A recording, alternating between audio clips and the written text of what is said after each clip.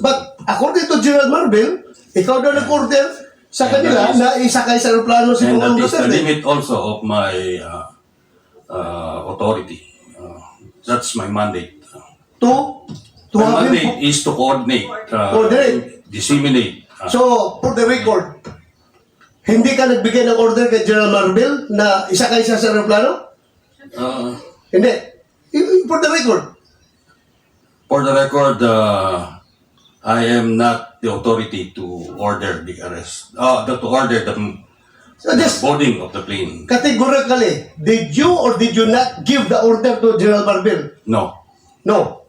So, General Marvel, are you lying?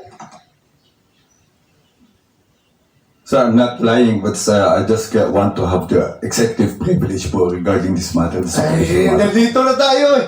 Executive privilege ka dyan. Bakit naging executive privilege? Kanina, sinabi mo, PCTC ang nagbigay ng order. Ngayon, mag-executive privilege ka. Sino-sino na tinuro mo? That's why we didn't want to attend the last hearing because this is what we were expecting, ma'am. We didn't want to be bullied. No, we're not bullying you, sir. Nobody's bullying. We're not I think bullying you, that sir. We're not bullying, sir. you're trying to make people admit something that they will not admit. And the executive we're privilege trying of to valid derive- excuse is that there is something more to it, which is clearance given by the DOJ was probably the most important part of it, to serve the warrant of arrest and to surrender the person under the law. I'm sorry, Secretary Remulla.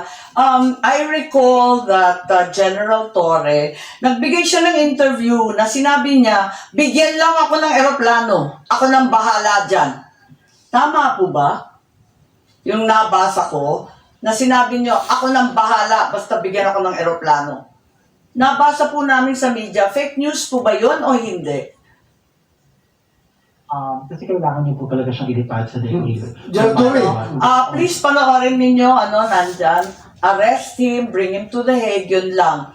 Pakita lang. So paano po General binaba sa Torre. inyo ni PNP Chief Marbil na how did he say that to you, former President of the Hague, and we need to implement the ICC arrest warrant? Arrest him and bring him to the Hague. Yun na.